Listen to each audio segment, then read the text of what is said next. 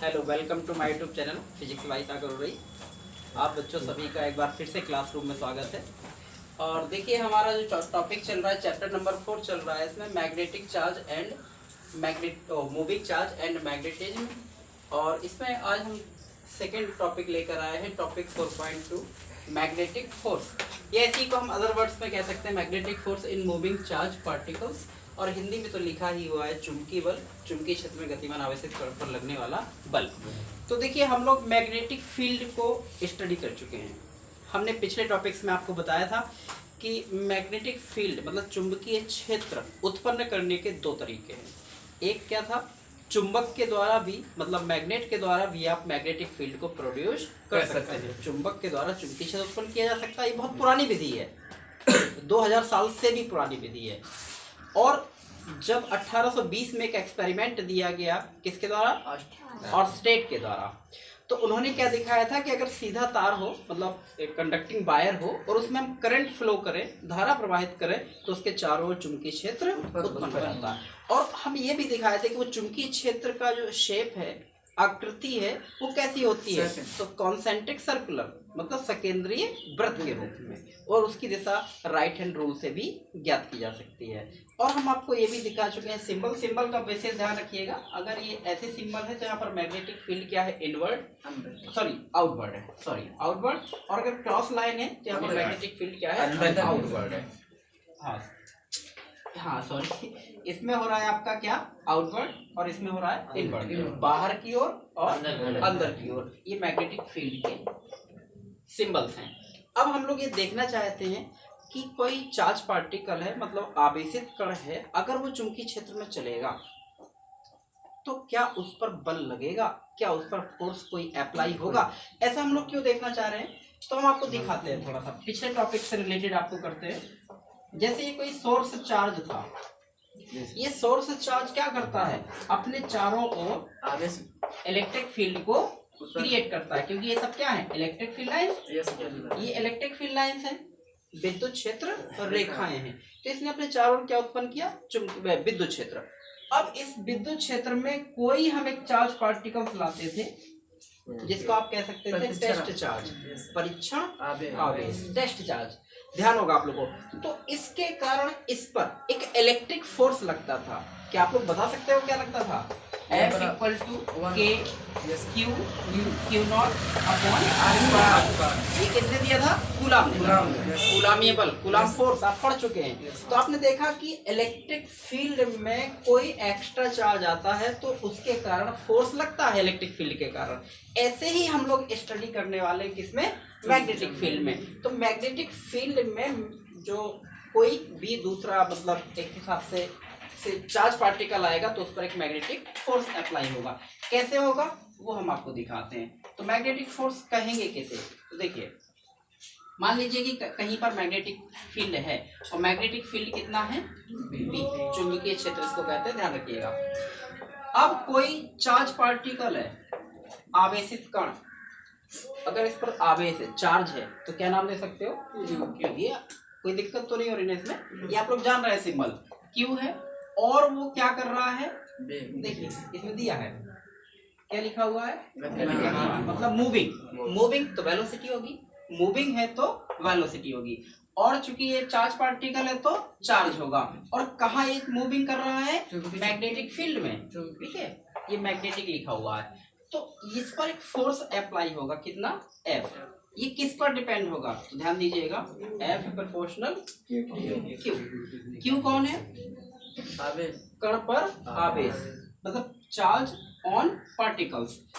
जैसा चार्ज होगा फोर्स भी वैसे ही लगेगा। क्यों, ये डायरेक्टली प्रोपोर्शनल है, मतलब समानुपाती को कहते हैं। अगर ह्यूज चार्ज है तो ह्यूज फोर्स लगेगा, मतलब ज्यादा चार्ज है तो ज्यादा फोर्स लगेगा, और छोटा चार्ज है तो छोटा फोर्स लगेगा। और देखिए F प्रोपोर्शनल 1, हाँ ये भी हम ये देख रहे हैं कि वेलोसिटी, अगर वेलोसिटी ज्यादा है तो फोर्स भी ज्यादा है, इस पर डिपेंडेंट रहेगा। F proportional B magnetic field पर भी डिपेंड है कि मैग्नेटिक फील्ड जो है वहां चुंबकीय क्षेत्र जो है वो कितना स्ट्रॉन्ग है। वीक है या स्ट्रांग है, दुर्बल है या प्रबल है, इस पर भी ये डिपेंडेंट होगा। तो इतने डिपेंडेंट हैं। ये कौन लग रहा है? फोर्स। ये फोर्स किसके कारण लग रहा है? चुंबकीय क्षेत्र के कारण, क्योंकि मैग्नेटिक फील्ड में जो आप चार्ज पार्टिकल लाए हैं उसी के कारण ही इस पर ये फोर्स लग रहा है। वो डिपेंडेंट है इन तीन चीजों पर। अगर इसको हम मिला दें, मिलाने पर जिसको आप लोग कह सकते हैं, हाँ, तो F एक बार आ जाएगा, प्रोपोर्शनल बार बार है तो ये भी एक बार आ जाएगा। इसमें आप देखिए क्या हो जाएगा, Q। इस पर वेक्टर क्यों नहीं लगा? क्योंकि ये स्केलर है। ये दोनों वेक्टर है, समझ रहे हैं ना आप लोग? हाँ, तो V क्रॉस B, क्योंकि दो वेक्टरों को अगर हम ऐसे देखेंगे तो ये वेक्टर प्रोडक्ट आता है, वेक्टर गुणनफल जो पढ़े होंगे आप लोग। तो ये हमारा फॉर्मूला होता है। अगर हम क्या करें, इसको हटाएं, क्या आएगा? हाँ, कांस्टेंट आएगा। तो कोई कांस्टेंट के देते हैं, तो Q V क्रॉस B। गौर से देखिएगा, बाई एक्सपेरिमेंट मतलब प्रयोगों द्वारा इस K का मान फाउंड किया गया है। कितना? 1। तो टोटल कितना बचा हमारा? Vector F equal to Q, क्योंकि K की वैल्यू 1, और ये हो गया V और क्रॉस B। तो ये बेटा कौन सा फोर्स है? मैग्नेटिक। किस पर मैग्नेटिक फोर्स है? जब कोई चार्ज पार्टिकल क्या कर रहा हो, मूव कर रहा हो मैग्नेटिक फील्ड में। तो Q charge on particles, V velocity और B मैग्नेटिक फील्ड मतलब चुंबकीय क्षेत्र। अब हम लोग इसको थोड़ा सा और आगे बढ़ाएंगे। वैसे हमारा आंसर है, इसको हम थोड़ा सा और आगे बढ़ाएंगे। कैसे? हम लोग एक नियम जानते हैं, रूल जानते हैं 11th का। Vector A cross vector B equal to क्या होता है? साइन थीटा, और एन कैप भी होता है अगर दिशा दिखाना चाहे, डायरेक्शन। तो A क्रॉस B मतलब क्रॉस प्रोडक्ट है, A cross B A B sine theta होता है। तो बताइए क्या इसको हम लोग ऐसा लिख सकते हैं? तो बताइए क्या आना चाहिए इसका? देखिए अब इसका मैग्नीट्यूड आ रहा है, परिमाण जिसको कहते हैं। तो F इक्वल टू Q, इसकी जगह क्या लिखोगे? बिल्कुल। अगर ये A क्रॉस B है तो A B साइन थीटा आया था, अगर ये V V है तो V B साइन थीटा, सीधी सी बात है। तो क्या आ जाएगा? V B sine theta. चाहो तो आप इसका एन कैप भी रख सकते हैं। एन कैप किसको शो करता है? इसकी दिशा। तो इस बल की दिशा हम आपको बता चुके हैं, क्रॉस प्रोडक्ट से आप इसको फाइंड कर सकते हो। तो F equal to Q we B sine theta. तो फिर से हम इसको अगर एक्सप्लेन करना चाहें तो कैसे करोगे? ध्यान दीजिएगा कि जब कोई आवेशित कण, सुनिएगा पहले हिंदी में ध्यान सुनिए, जब कोई आवेशित कण चुंबकीय क्षेत्र में गतिमान होता है, जब कोई आवेशित कण चुंबकीय क्षेत्र में गतिमान होता है तो उस पर लगने वाले बल को ही हम क्या कहते हैं? चुंबकीय बल। तो क्या, जब कोई आवेशित कण चुंबकीय क्षेत्र में गतिमान होता है तो उस पर लगने वाले बल को चुंबकीय बल कहते हैं। When a charged particle moves in magnetic field, then the applied force by the magnetic field is called magnetic force। ये हो जाएगा। और इसका जो फॉर्मूला है वो क्या आएगा? F equal to q vector V cross vector B, या इसी को हम मैग्नीट्यूड में लिखेंगे तो F equal to Q we B sine theta. ये थीटा क्या है? कौन है? एंगल है ना? एंगल किस किस के बीच का है? V और B के। बिल्कुल, ये दोनों के बीच का कोण है कि मैग्नेटिक फील्ड की डायरेक्शन और हाँ उसके मूव करने की मतलब उसके बेग की डायरेक्शन के बीच का कोण है। ध्यान रखिएगा। तो थीटा क्या है? Angle between V and B। ध्यान रहेगा ये, क्योंकि इस पर ही डिपेंडेंट है कि फोर्स कितना लगेगा। तो फोर्स किस पर डिपेंड है? चार्ज पर, वेलोसिटी पर और मैग्नेटिक फील्ड। याद हो पाएगा ना? Very easy. इससे आपको चीजें और भी मिल जाएंगी। अब देखो इसके आगे,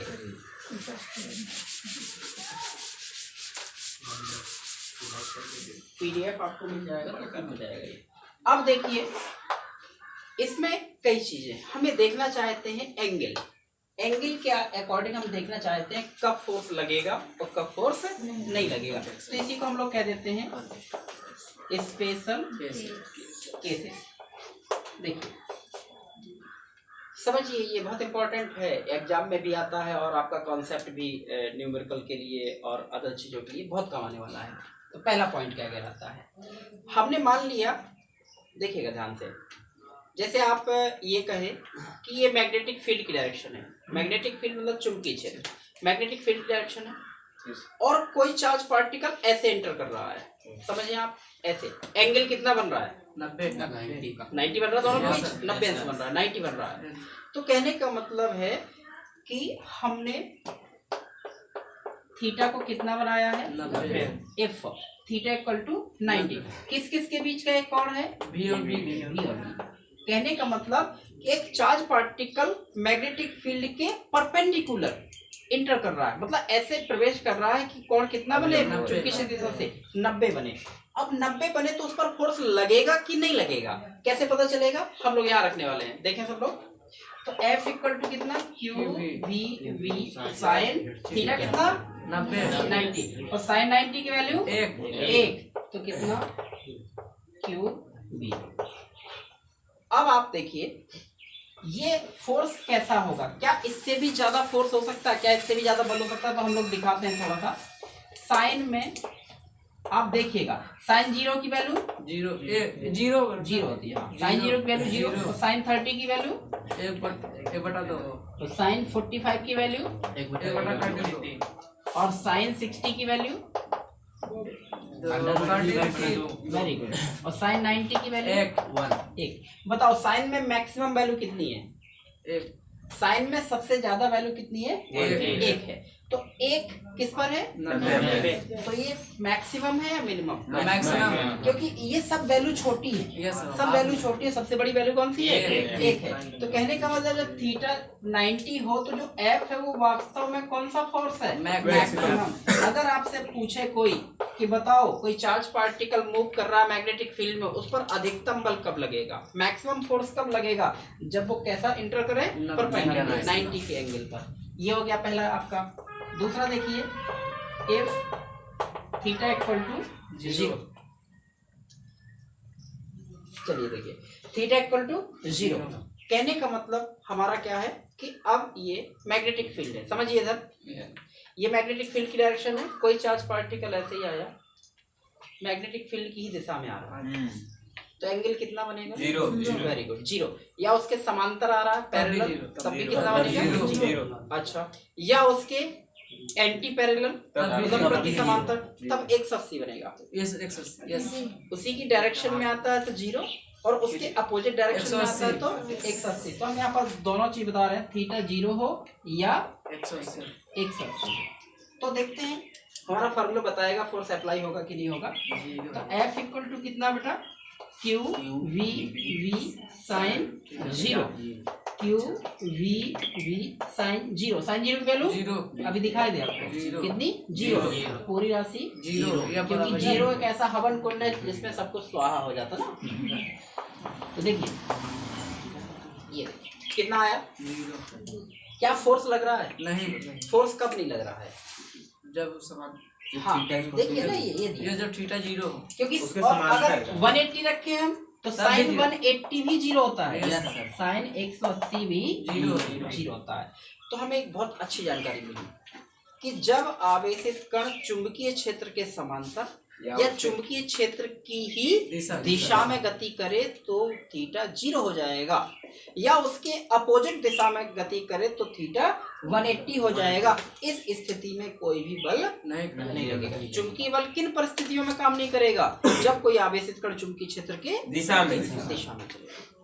तो इसका मतलब है जैसे आप कहते हैं कि मथुरा में रहना है तो राधे राधे कहना है, सुना का भी डायलॉग, हाँ मथुरा का एक फेमस डायलॉग है कि मथुरा में रहना है तो राधे राधे कहना है। ऐसे इसमें अगर आपको चुंबकीय क्षेत्र में रहना है बिना बल लगे तो आपको चुंबकीय क्षेत्र के समांतर ही चलना पड़ेगा, मतलब उसकी शर्त को फॉलो करना पड़ेगा। ये चार्ज पार्टिकल्स के लिए है।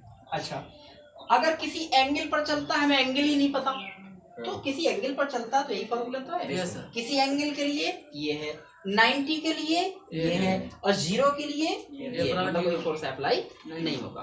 तो इस प्रकार से आपको ये ध्यान देना है कि 3 प्रकार से कैसे चलता है। एक चीज और है, ये सब हम कुछ बता रहे हैं तो कौन से चार्ज पार्टिकल्स के लिए बता रहे हैं, पॉजिटिव के लिए। अगर ये नेगेटिव चार्ज पार्टिकल होगा तो पॉजिटिव चार्ज पार्टिकल की जो दिशा होगी उसके जस्ट अपोजिट किसके लिए होगा, नेगेटिव चार्ज पार्टिकल्स के लिए। ध्यान आप समझ में आ रहा है कुछ, कि अगर हम प्लस वाले के लिए जो दिशा फाइंड करेंगे उसकी जस्ट उल्टी किसके लिए होगी, माइनस के लिए। तो ये भी एक रूल्स हो गया। एक रूल्स और देख लीजिए आप लोग, अगर कोई आवेशित कण मतलब चार्ज पार्टिकल मैग्नेटिक फील्ड में केवल रुका है, स्टे कर रहा है, रुका हुआ है, चल नहीं रहा है, मैग्नेटिक फील्ड में उसकी कोई मूवमेंट नहीं, कोई मोशन नहीं है, केवल रुका हुआ है, जैसे ये मैग्नेटिक फील्ड है, यहाँ चार्ज पार्टिकल आके बैठ गया, बताइए इस पर चुंबकीय बल लगेगा कि नहीं, मैग्नेटिक फोर्स लगेगा कि नहीं लगेगा।